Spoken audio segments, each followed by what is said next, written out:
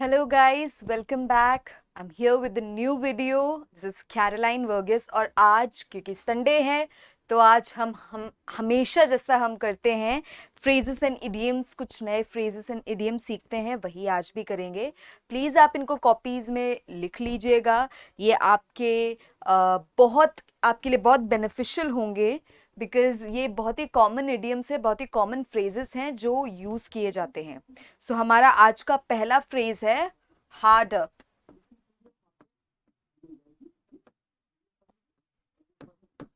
Hard up का मतलब है पैसे की तंगी होना.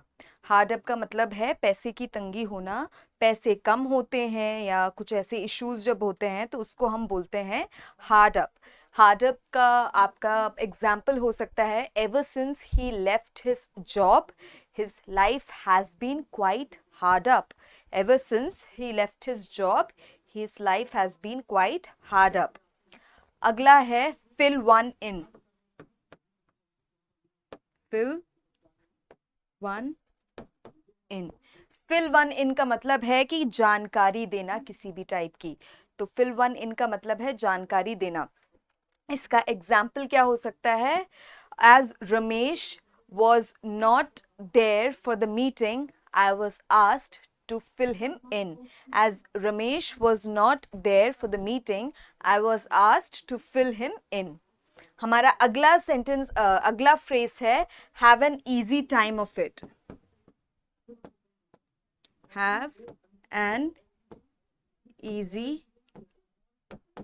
time of it. Have an easy time of it का मतलब है, just a second.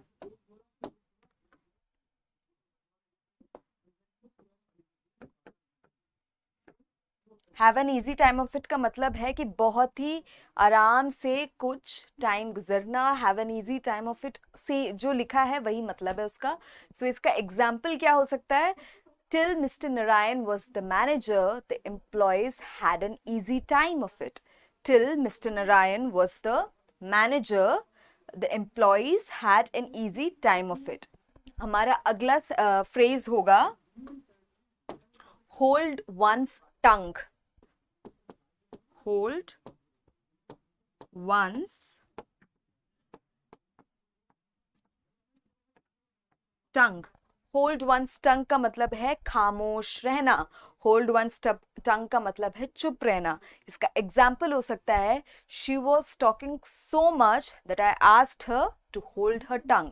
She was talking so much that I asked her to hold her tongue. अगला हमारा फ्रेज है अ वेक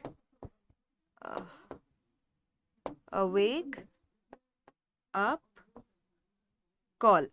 वेकअप कॉल का मतलब है कि कुछ ऐसा इंसिडेंट होना जिससे हमें ऐसा फील हो कि हाँ कुछ खतरनाक या कुछ खतरा हम आ रहा है. कुछ ऐसा कोई डिजास्टरस इंसिडेंट हो सकता है जिसकी वजह से मतलब प्रॉब्लम्स आ सकते. कुछ भी ऐसा वार्निंग बेल होता है, कुछ भी ऐसा होता है जिससे कि हमें ये प्रेडिक्ट कर पाते हैं, हम ये समझ पाते हैं कि हाँ कुछ डिफिकल्ट टाइम्स आ रहे हैं, कुछ डिजास्ट्रस इवेंट्स आने वाले हैं.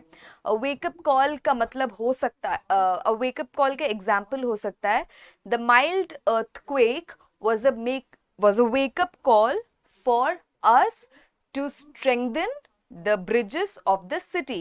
A mild earthquake was a wake-up call for us to strengthen the bridges of the city. Okay. अब हमारा अगला वर्ड है, ये हमारे 5 हो गए. hard up, fill one in, have an easy time of it, hold one's tongue and a wake up call. These were the first 5. अब हम next 5 करते हैं. हमारा अगला है every nook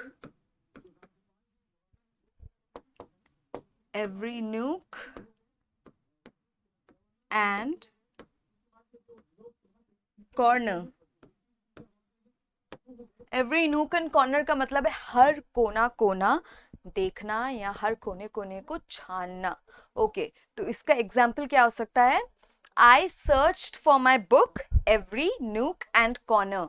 I searched for my book every nook and corner. Next है हमारा to be in a fix. To be in a fix का मतलब है कि कोई डिफिकल्ट सिचुएशन में फंसना. To be in a fix का मतलब है कोई डिफिकल्ट सिचुएशन में फंसना. इसका एग्जाम्पल हो सकता है आपका due to his flight, because he missed his flight, he was in a fix. Because he missed his flight, he was in a fix. हमारा नेक्स्ट है cast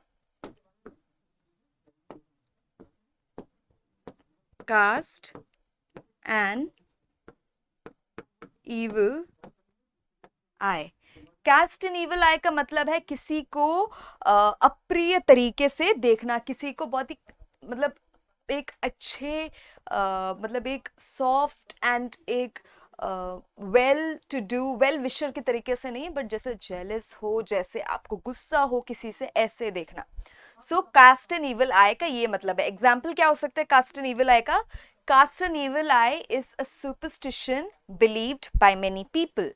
Cast an evil eye is a superstition believed by many people.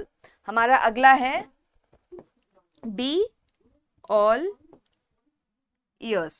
Be all ears का मतलब है बहुत ही ध्यान से सुनना. Be all ears का मतलब है बहुत ही ध्यान से सुनना. एग्जाम्पल क्या हो सकता है? The teacher asked her students to be all ears for the class. The teacher asked the students to be all ears for the class. हमारा लास्ट है empty vessels. Empty vessels sound much.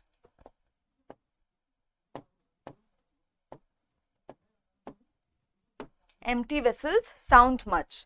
Empty vessels sound much का मतलब ये है, हम हिंदी में ये बोलते हैं ना, आधा भरा हुआ घड़ा ज्यादा आवाज करता है. उसका यही है empty vessels sound much. ये बिल्कुल वही चीज है. इसका एग्जाम्पल क्या हो सकता है?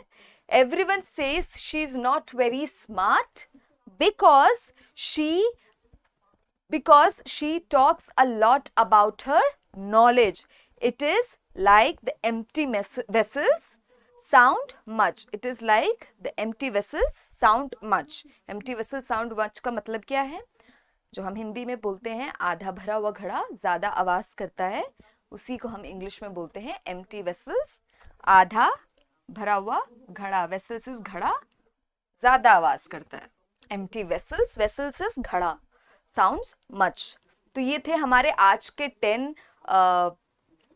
10 phrases and idioms. I hope आप इनको कॉपीज में लिखो, आप इनको प्रैक्टिस करो, क्योंकि ये ऐसे idioms हैं जो हम रेगुलर बेसिस में यूज कर सकते हैं, रेगुलर कॉन्वर्जेशंस में यूज कर सकते हैं.